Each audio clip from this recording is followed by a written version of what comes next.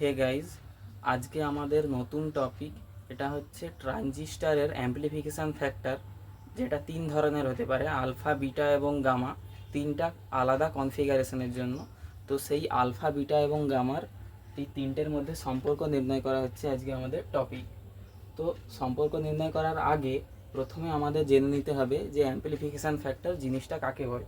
এখানে আমি অ্যাম্প্লিফিকেশান ফ্যাক্টরের একটা ডেফিনেশান লিখে রেখেছি। সো ট্রানজিস্টারের ক্ষেত্রে in a transistor amplifier with AC input signal, the ratio of change in output current to change in input current is known as current amplification factor. So ট্রানজিস্টারের আলাদা তিনটে কনফিগারেশন হতে পারে, সিবি মোড, সিই মোড এবং CC mode. CB মোডকে বলা হয় common base mode. তো কমন বেস মোডের ক্ষেত্রে এই অ্যাম্প্লিফিকেশান ফ্যাক্টরকে আমরা আলফা দিয়ে ডিনোট করে থাকি। কমন এমিটার মোডের ক্ষেত্রে অ্যাম্প্লিফিকেশান ফ্যাক্টরকে আমরা বিটা দিয়ে ডিনোট করে থাকি, এবং সিসি মোড, কমন কালেক্টর মোডের ক্ষেত্রে অ্যাম্প্লিফিকেশান ফ্যাক্টরকে আমরা গামা দিয়ে ডিনোট করে থাকি। তো সিবি মোডে আলফা এর ভ্যালু হয় delta IC divided by delta IE. এখানে IC is collector current, IB base current এবং আইই হলো এমিটার কারেন্ট। তো সিই মোডের ক্ষেত্রে এই অ্যাম্প্লিফিকেশান ফ্যাক্টর বিটার ভ্যালু হচ্ছে delta IC divided by delta IB, এবং সিসি মোডের ক্ষেত্রে গামা, যার ভ্যালু হচ্ছে delta IE divided by delta IB. So এটা প্রথমে লিখে নাও।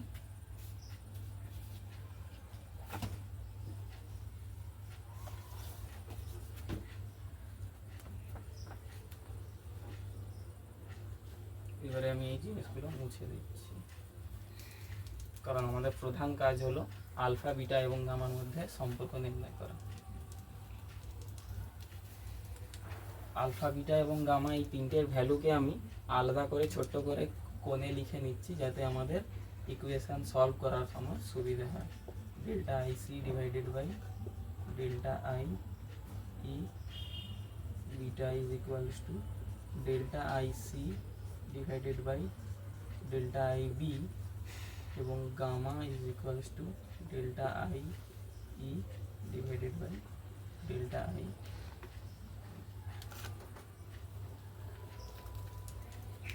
এটা আমাদের প্রথম ইকুয়েশান, এটা আমাদের দ্বিতীয় ইকুয়েশান এবং এটা আমাদের তৃতীয় ইকুয়েশান। তো সম্পর্ক নির্ণয় করার আগে আমরা সকলেই জানি ট্রানজিস্টরের ক্ষেত্রে delta I E is equals to delta I B plus delta I B plus delta I C. এই জিনিসটা আমরা লিখতে পারি, এটাকে আমি 4 নম্বর সমীকরণ দিয়ে ডিনোট করি। এটা 3, এটা 2, এটা 1। তো এবার 3 নম্বর সমীকরণ অনুযায়ী gamma is equals to delta I E divided by delta I B.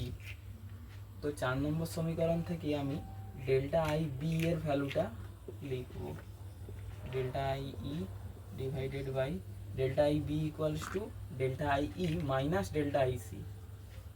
So এটা হবে delta I E minus delta I C.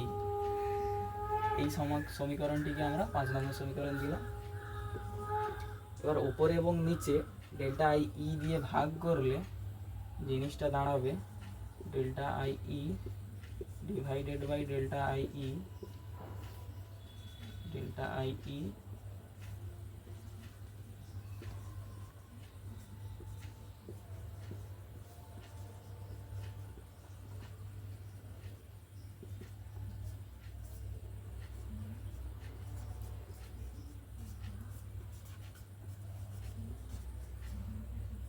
এই জিনিসটা দাঁড়ালো। তো এই জিনিসটা থেকে আমরা এই প্রথম সমীকরণে এখানে স্পষ্টতই দেখতে পাচ্ছি যে এইটার মানে হচ্ছে আলফা। তাহলে আমরা লিখতে পারি gamma is equals to 1/1 minus alpha. এটিকে আমরা 6 নম্বর সমীকরণে আমি এই ওপরের জিনিসটাকে মুছে দিই।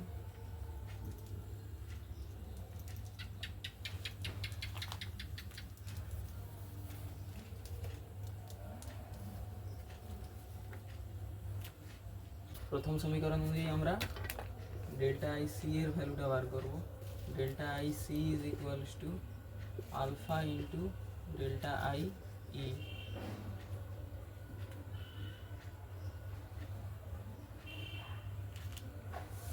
এই ভ্যালুটি আমরা 4 নম্বর সমীকরণে বসাই। Delta I E is equals to delta I B plus delta I C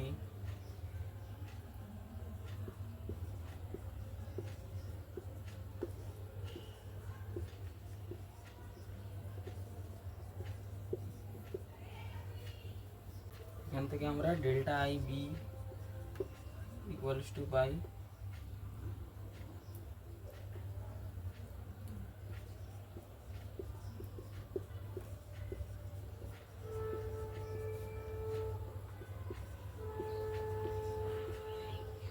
gamma is equals to 1/1 minus alpha ছিল, এটা আমাদের ছিল 6 নম্বর সমীকরণ। এগুলো আমাদের হিসেবে সুবিধার জন্য আমরা লিখে রাখি, কারণ পরে আমাদের ক্যালকুলেশন করতে সুবিধা হবে, কারণ যেহেতু আমার জায়গা কম। তাই এবারে আমরা উভয় দিকে ডেল্টা আইসি দিয়ে ভাগ করব।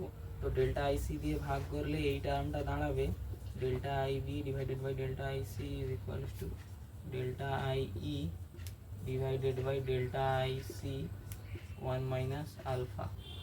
তো delta I B divided by delta IC এটার মানে হলো 2 নম্বর সমীকরণ থেকে আমরা বুঝতে পারলাম 1 by beta is equals to 1 by alpha into 1 minus alpha. তো এখান থেকে আমরা লিখতে পারি beta is equals to alpha, বা আমরা মুছছি,